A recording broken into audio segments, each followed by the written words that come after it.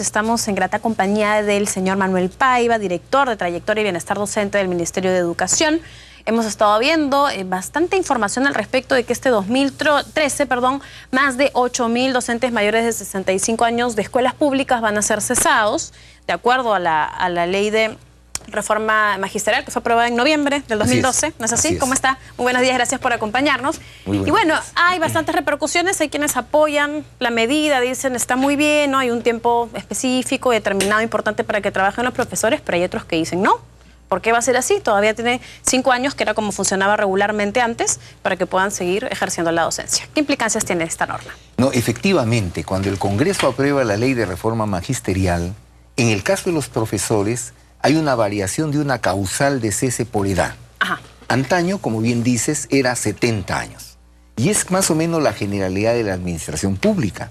Pero en el debate del Congreso se levantaron algunas voces que desde años atrás vienen planteando que hay que rejuvenecer al magisterio, y ponían varios ejemplos para justificar el que la edad de cese sea menor. Inclusive vieron planteamientos que la edad de cese sea a menos edad, a 60 años, por ejemplo, en el caso sobre todo de profesoras de educación inicial, que se entenderá, pues después de tantos años de servicio, hay condiciones ya de edad que juegan en el ejercicio de la docencia en el aula. Entonces el Congreso ha decidido que el cese es a los 65 años. Eso significa en la práctica 5 años menos de lo que habitualmente era. Claro. Y entonces, aprobada la ley y sin necesidad de que se apruebe el reglamento, que también ya se aprobó y se publicó en el Diario Oficial, se ha procedido al cese, como dice la norma, a los 65 años de edad. Pero ¿qué ha pasado? ¿Qué implicancias ha tenido eso? Exacto. Las implicancias son que ya habían profesores que desde años atrás ya tenían pues 66, 67, 68 años, no llegaban a los 70.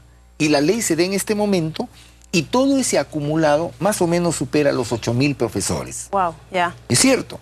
Entonces, ahora, para proceder administrativamente a los ceses, cada gobierno regional, cada dirección regional de educación y cada UGEL, antes de proceder al cese, a entregar la resolución de cese, tiene que garantizar que ese profesor cesado tenga como sustituto un profesor contratado que siga atendiendo a los alumnos. Pero eso es preocupante, porque entonces en mitad de año, como está sucediendo ahora, ¿no? Estamos en mayo. Así es. Este profesor se va y los alumnos tienen que ingresar otro profesor que lo supla. Bueno, eso ¿Pero qué pasa con la conexión que uno tiene y desarrolla en el año escolar con su docente? Pero eso ha ocurrido siempre, simplemente que antes ocurría a los 70 años.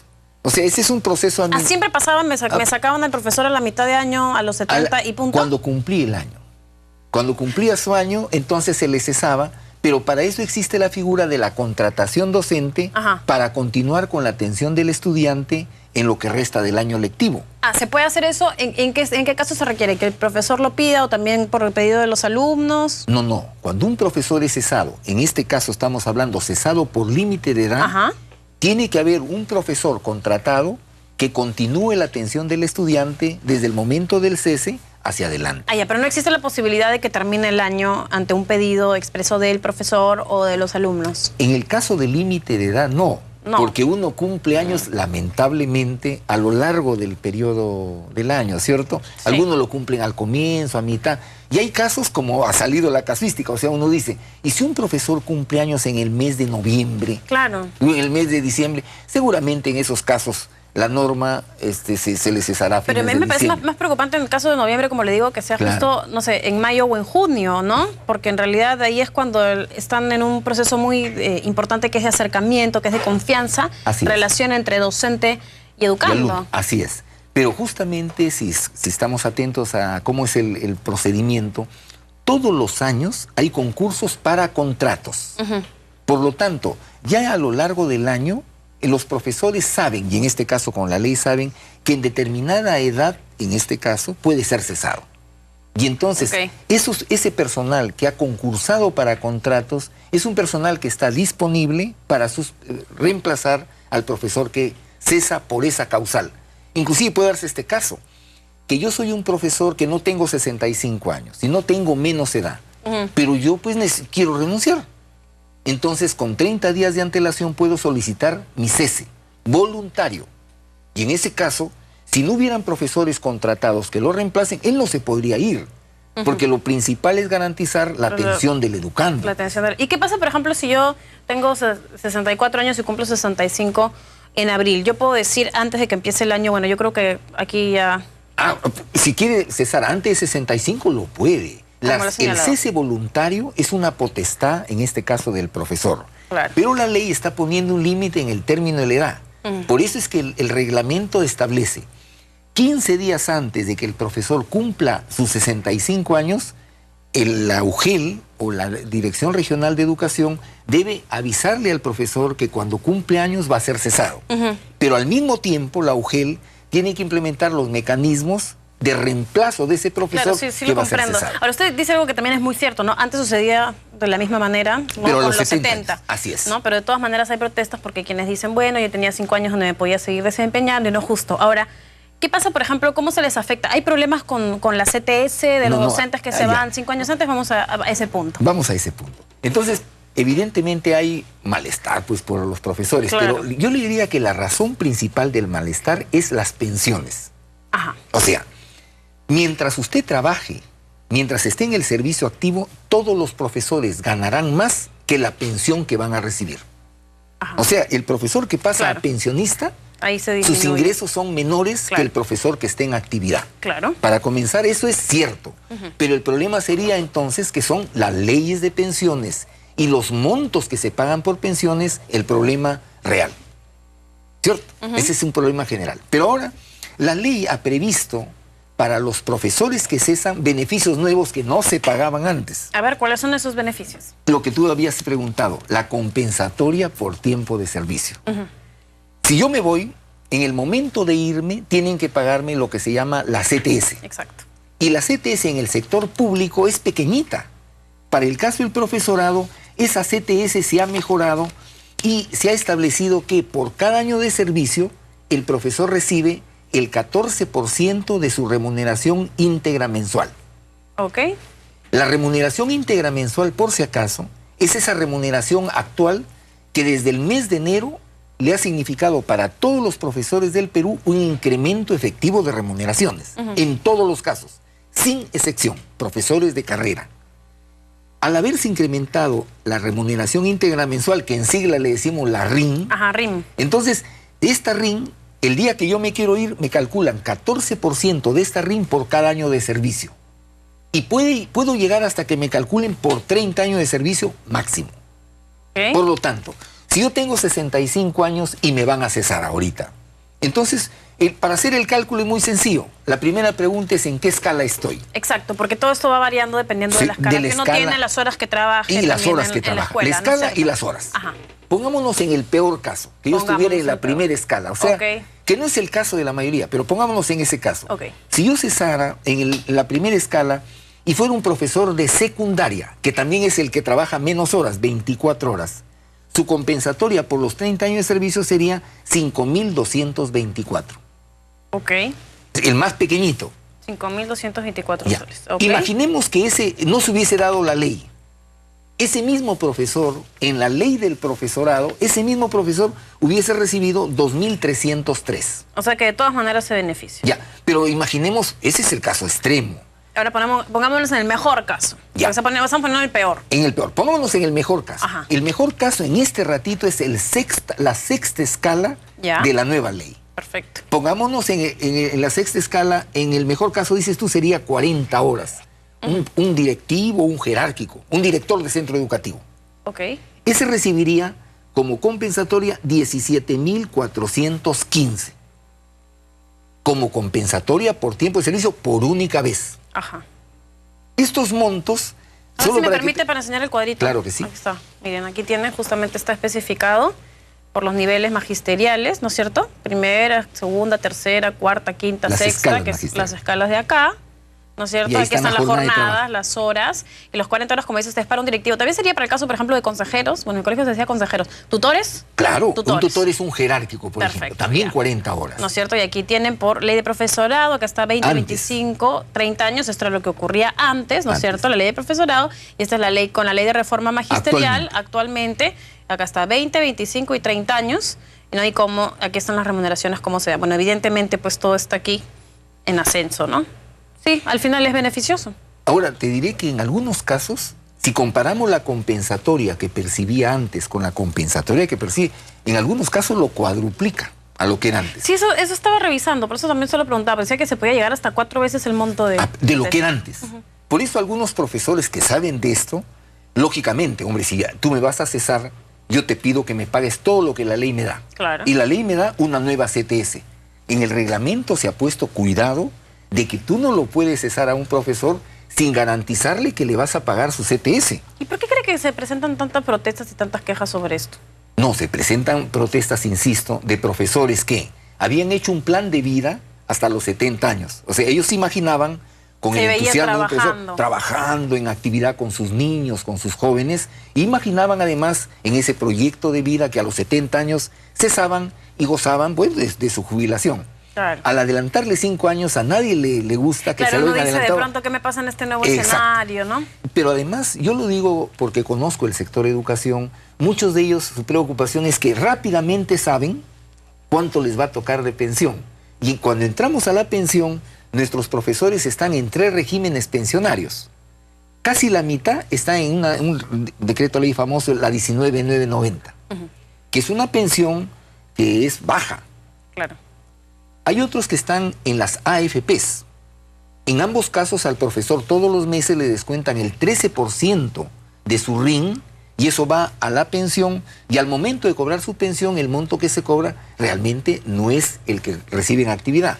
Y hay otros que están en una vieja ley de pensiones que era muy buena antes pero que ya no lo es, que es la llamada 2530, claro, que en su tiempo se llamaba la cédula viva. Por supuesto. Ya, esa también paga poco ahora. Por lo tanto, todos los profesores cuando van a cesar, además de recibir su CTS, está pensando sobre todo en esa mensualidad, esa pensión mensual que va a percibir a lo largo de los años que esté vivo, ¿no? Ocasiona entonces a la tranquilidad y a la calma, porque a la larga se está viendo que es bastante beneficioso, como lo está así es. Y hay un detalle que también es bueno que lo sepan los profesores que van a cesar. Que además de la compensatoria por tiempo de servicio, en el sector público no se pagaba al magisterio algo que ustedes en el sector privado lo pagan, que son las vacaciones truncas. Claro. Me explico. Sí, cuando uno se retiraba, ¿no? de un antes de que empleo cumplas y no el cobrabas, año, exacto. las truncas. Las vacaciones, claro, se cumplía. Claro, también estando dentro de la misma empresa, ¿no? Las vacaciones truncas son cuando no tuviste la oportunidad de salir. De cumplir el periodo completo, entonces yo te reconozco una proporcional. En este caso, el profesor que cese, le van a pagar los meses que no cumplió para llegar al año y recibir sus vacaciones. Un monto por vacaciones truncas. Eso está en el reglamento y está en la ley. Bueno, buenísimo. Lo que no me parece buenísimo, señor Paiva, y aprovecho ahora para preguntárselo, la cantidad de huelgas que se registran al interior del país, que se han dado un montón de veces, el año pasado, que se dice no se les va a pagar, ¿no? Por todo el tiempo que han estado ausentes, y luego los señores regresan a las clases, y al final dicen sí les pagamos, y todos los alumnos que se afectan. Yo, de verdad, que he tenido discusiones fuertes, ¿no es cierto?, con líderes sindicales que me dicen, no, pero eso se recupera al final. Y yo, claro, están considerando lo que pasa al interior del país, y el calendario agrícola, y todos los alumnos que se benefician, que los tienen en un plan. O sea, ¿por qué tantos beneficios cuando tantas veces abandonan las aulas? Es muy buena su pregunta. Estos beneficios van unidos a nuevas exigencias. Vamos con eso. O sea, hay nuevas exigencias. O sea, no es así gratuito. Sí, pues porque la verdad, sino que buena, ¿no? Claro, o sea, la calidad del servicio educativo sería como está ahora, malo, y la idea es mejorarlo. Entonces, esto va unido a evaluaciones. O sea, los profesores del Perú ahora están sometidos a evaluaciones. Para cualquier evento se le evalúa. ¿Está bien? Pero antes las evaluaciones no eran para todos. Ahora con esta ley no hay uno solo de los 250,000 profesores de carrera que no se ha evaluado. Y la ley ha previsto 4 tipos de evaluaciones. Si usted quiere ingresar como profesora nombrada o profesor nombrado, evaluación. Si usted quiere permanecer en el servicio, demostrar que usted es un buen profesor frente a sus niños, frente a sus jóvenes, evaluación de desempeño laboral cada 3 años. ¿Pero las evaluaciones cómo son? ¿Son las mismas que se aplicaban desde el gobierno anterior? No, la idea... Porque la verdad que había unos criterios ahí bien memorísticos, bien raros, ¿no? Así es, ¿no? Así es. La idea no es esa. La idea es que el profesor lo miremos como un profesor. ¿Qué hace un profesor? Hace una actividad frente a sus niños. Claro. Y ahí esa evaluación se llama la evaluación del desempeño docente cada 3 años, que es obligatoria, que no es libresca, es una evaluación en tu práctica como profesor. Yo imagino que los profesores del Perú, la inmensa mayoría, esa evaluación la va a superar porque el profesor se dedica. Pero algunos sabrá que, hombre, siempre se enferman los viernes, no llegan a la hora, no se atienden, no se dedican a sus niños. Y pero la ley que ni saben de qué se trata la norma. Cuando dicen no hay huelga, ahí me apunto, ¿no? Para aprovechar para perder Entonces, clase. esa evaluación de desempeño, la ley la establece cada 3 años y es obligatoria. Qué bueno. Pero fuera de eso, ponte ahora, tú quisieras ser directora de un centro educativo, director del UGEL o especialista en educación, todos esos cargos a partir de la ley por evaluación. Porque esos cargos me dan a mí ingresos adicionales a los ingresos normales. Pero ya no son, digamos, por designación al dedo o al amiguismo. No, no. Por lo tanto, los profesores saben ahora que así como les alcanzan nuevos beneficios, les alcanzan nuevas exigencias. Son nuevos retos y que son importantes. Y si ustedes quieren evaluar a sus alumnos, porque además es fundamental para un proceso educativo, para saber si se logra un aprendizaje significativo, den el ejemplo y también rindan sus evaluaciones, ¿no? Si no, ¿con qué cara salen y le dicen a los alumnos, te tomo examen mañana? Y para concluir, señor Paiva, porque ya nos gana el tiempo, lo que tiene que ver con las sanciones que también se dan a los distintos docentes, porque de verdad que hay algunos, yo no quiero utilizar una palabra para calificarlos, pero bueno, que evidentemente merecen ser retirados, ¿no? Porque realizan muy mala práctica y estamos ahí presentando un video, está viendo usted en el monitor, de lo que ocurrió esta mañana, ¿no? Este caso en Cajamarca, de un docente que agarró a cocachos a un alumno por no asistir a clases y después, ¿no?, que lo golpea a él, hace que salgan los chicos del salón y cada uno vaya y proceda a hacer lo mismo, los propios alumnos, ¿no? Se habla mucho del bullying entre los propios chicos, pero hay esta, mire, una alumna que también se acerca y a cocachos agarra al chico.